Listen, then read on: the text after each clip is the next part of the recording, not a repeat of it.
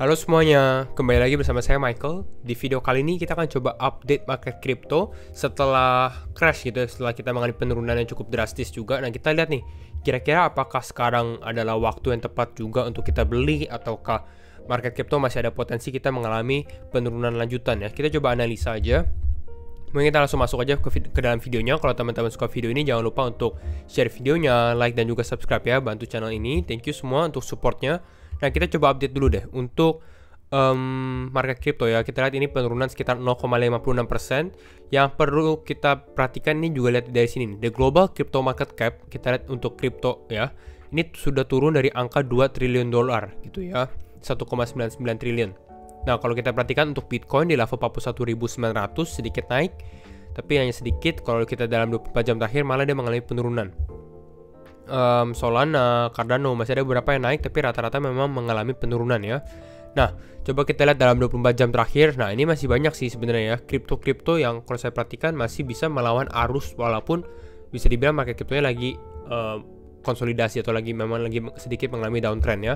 Kita ada internet komputer, ICP, ada Chainlink juga nih. Chainlink sempat masuk juga ke dalam rekomendasi di bulan Januari. Kenapa? Karena memang saya lihat ini Chainlink lagi ada money flow masuk ya, tapi kembali lagi ya, keputusan di tangan teman-teman juga, bukan berarti ajakan membeli ya.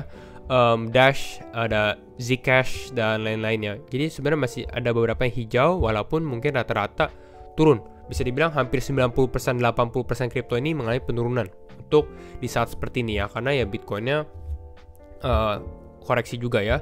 Nah, ini yang cukup menarik juga yang saya mau bahas, yaitu adalah Fear and Greed Index, di mana untuk hari ini kita tuh masuk ke dalam Extreme Fear di level 10. Dan ini berbeda dengan Fear and Greed Index yang sempat kita bahas hampir di setiap video. Kenapa? Karena kalau kita perhatikan ya, kalau teman-teman saya zoom out di sini ya.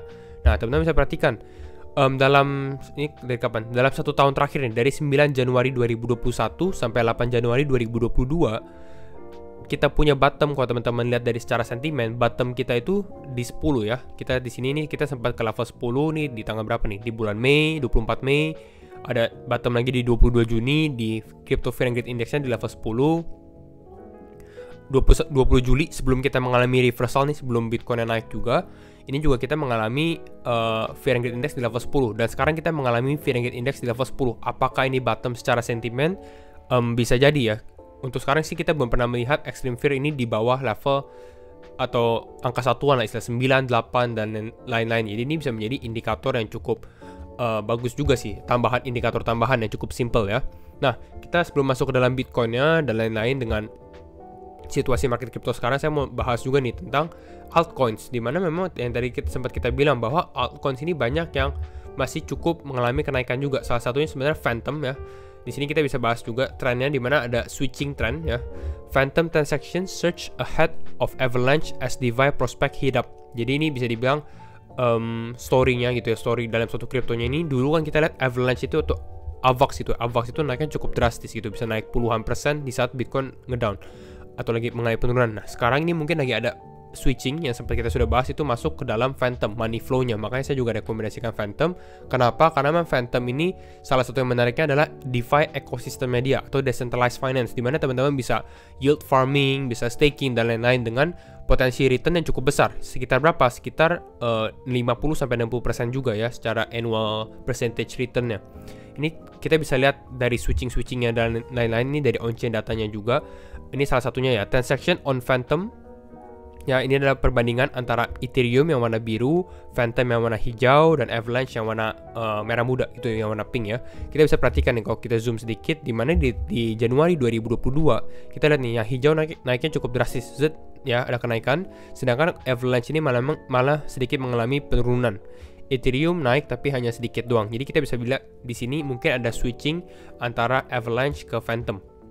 Ini juga teman-teman yang sudah cukup lama juga pasti tahu, kita sudah sering bahas juga tentang Phantom ya. Nah, ini kita lihat ya, dimana bisa mendapatkan bunga sekitar 30-60% APR atau annual percentage rate. Jadi bisa dibilang cukup worth it dan cukup menarik kalau teman-teman yang cukup mendalami DeFi atau decentralized finance. Kira-kira itu. Ini juga kita bisa lihat dari dia punya total value lock ya. Total value locknya dia, di mana Phantom ini lagi naik terus ya. Kita sekarang sudah masuk top 6 dengan rasionya ya bisa dibilang dari market cap dibagi dengan total value lock ini juga paling murah ya, sekitar 1,17 gitu. Teman-teman bisa perhatikan ini. Jadi sebenarnya kalau dengan ada ratio seperti ini bisa dibilang dia masih cukup under value.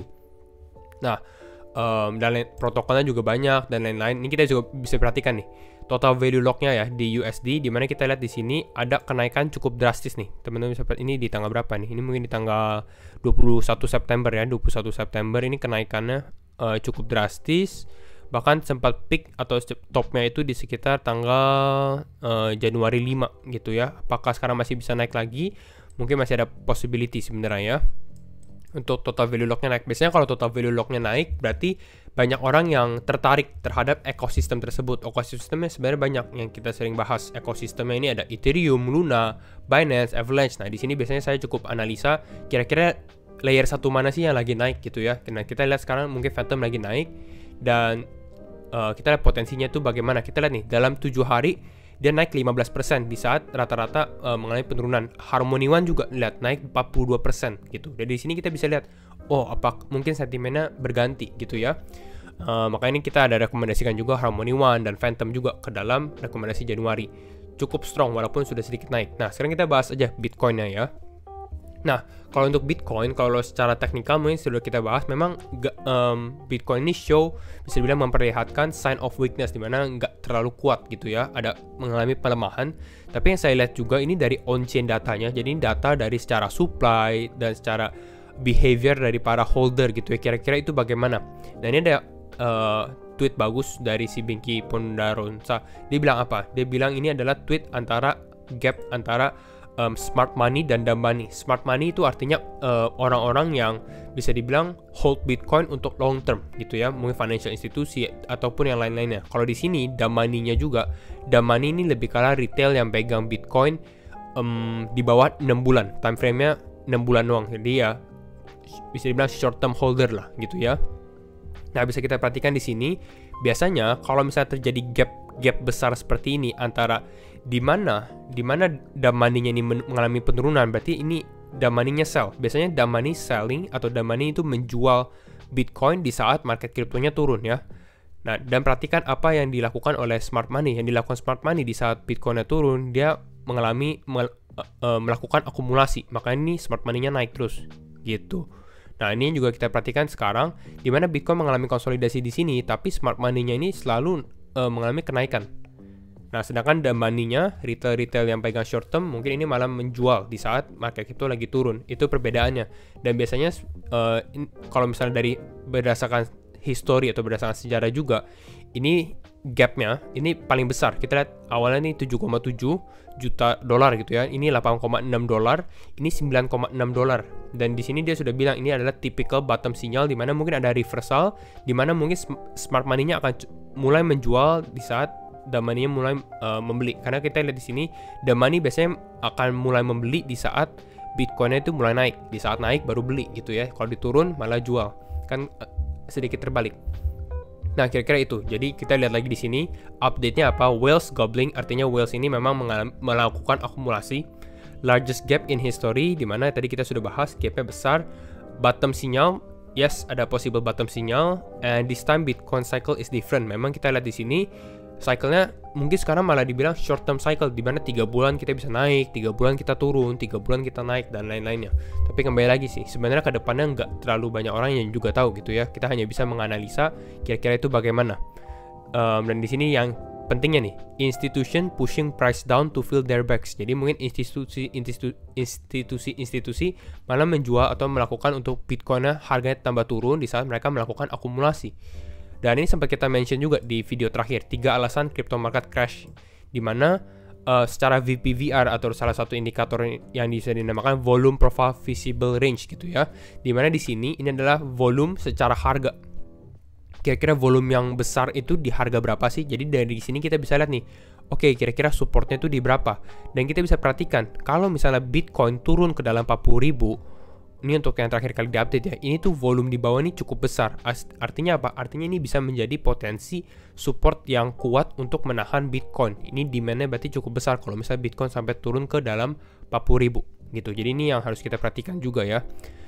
Untuk kalau misalnya volume di sini naik, ini nggak cuma untuk volume beli ya teman-teman, ini juga volume jual. Jadi kita bisa lihat juga nih kira-kira resistennya di berapa.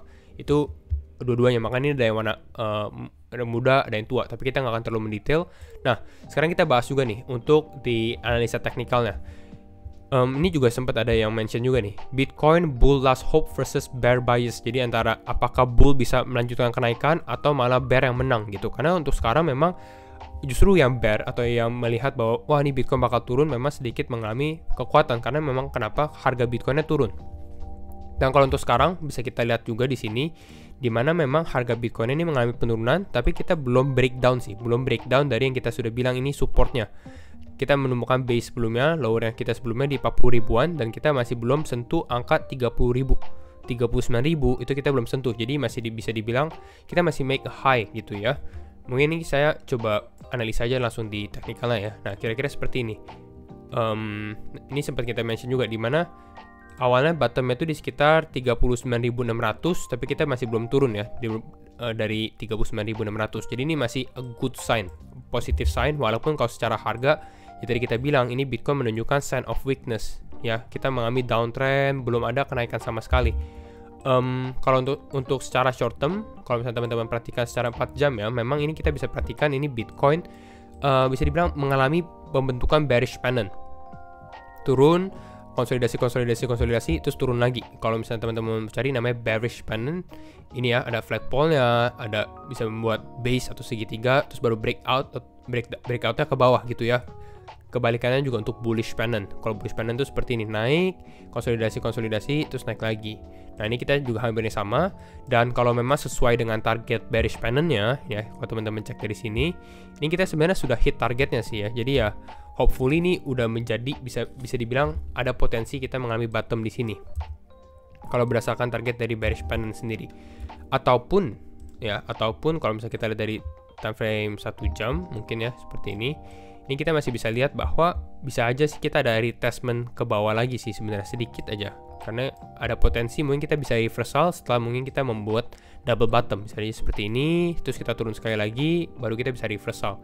Nah, untuk ekspektasi saya bagaimana sih kalau menurut saya sendiri, ini tuh dalam minggu depan ya. Berarti minggu depan ini karena sekarang weekend, mungkin kita masih bisa lihat dalam beberapa hari ini Bitcoin sedikit sideways gitu ya. Nah, tapi ekspektasinya adalah semoga financial institusi-institusi besar ini sudah mulai masuk lagi di tahun ini juga ya untuk ke dalam Bitcoin. Kalau misalnya ternyata harga Bitcoin bisa mengalami sedikit kenaikan, artinya mungkin sudah ada interest masuk lagi terhadap Bitcoin. Jadi itu yang kita harapkan, karena kalau untuk sekarang Bitcoin ini memang harus sedikit mengalami bouncing karena bisa dibilang belum ada bounce, dan bull atau bantangnya ini yang mau harga Bitcoin naik ini belum menunjukkan kekuatannya. Teman-teman bisa lihat juga dari sebenarnya indikator, misalnya kita pakai RSI kali ya, Relative Strength Index. Nah, di sini kita bisa perhatikan juga bahwa kita sudah masuk zona oversold atau di paling bawah nih. Dan biasanya kalau misalnya oversold udah masuk seperti ini sebenarnya tanda-tanda untuk kita beli gitu ya. Nah, mungkin kita bahas juga nih, apakah kita bisa beli sekarang? Kalau menurut saya sendiri, untuk opportunity beli sekarang mungkin masih bisa, tapi ya teman-teman lebih baik jangan panic buying juga sih. Lebih baik dollar cost averaging dulu gitu ya. Karena kalau misalnya kita loss support di 40.000 di sini, di bawah sini, ya ada potensi sebenarnya kita bisa turun lagi ke bawah 37.000 ataupun turun ke bawah lagi. Tapi ya kalau untuk turun ke bawah sampai 20 ribuan dan lain-lain, saya sih sebenarnya kurang yakin kita bisa sampai sana. Tapi mungkin kalau misalnya kita sampai ke 37.900 atau 38.000 ini possible sih. Ya ada kemungkinan, kenapa? Karena ini support yang kuat. Tapi ya kita lihat dulu apakah support ini bisa menahan atau enggak. Kira-kira itu aja sih analisa saya untuk Bitcoin. Kita coba lihat juga mungkin Bitcoin dominance ya. Bitcoin dominance bagaimana? Nah, ini Bitcoin dominance nih. Kita lihat selama beberapa hari terakhir ya. Ini Bitcoin mengalami kenaikan. Ini mungkin pada saat market drop gitu ya. Altcoins-nya terdampak, Bitcoin-nya naik. Dan ini sempat kita mention juga di mana memang di daerah berapa nih? 39%-an ini menjadi support yang kuat untuk Bitcoin dominance. Kalau misalnya Bitcoin dominance turun terus, ini bisa alt season istilahnya, altcoin-nya performingnya bagus banget. Tapi kalau kita lihat dari harga sekarang, ini mungkin Bitcoin akan mengalami sedikit penguatan. Bukan Bitcoin ya, tapi Bitcoin dominance-nya ya. Lalu kalau kita lihat dari total sendiri, nah ini totalnya sih sebenarnya persis banget. Kita bisa perhatikan ini persis di golden ratio 0,618 yang kita tarik dari high sebelumnya ke low-nya di sini gitu ya. Jadi ya bisa dibilang ini berpas-pasan sekali. Hopefully ini bisa menahan kita sebagai support dan mungkin total atau crypto total market cap ini bisa coba tes lagi ke atas gitu ya. Dan itu aja sih untuk analisa saya sekarang untuk keadaan market crypto, Bitcoin dan lain-lainnya. Kalau misalnya teman-teman suka video ini, jangan lupa untuk share videonya, like dan juga subscribe. And see you in the next video. Thank you for watching. Bye bye.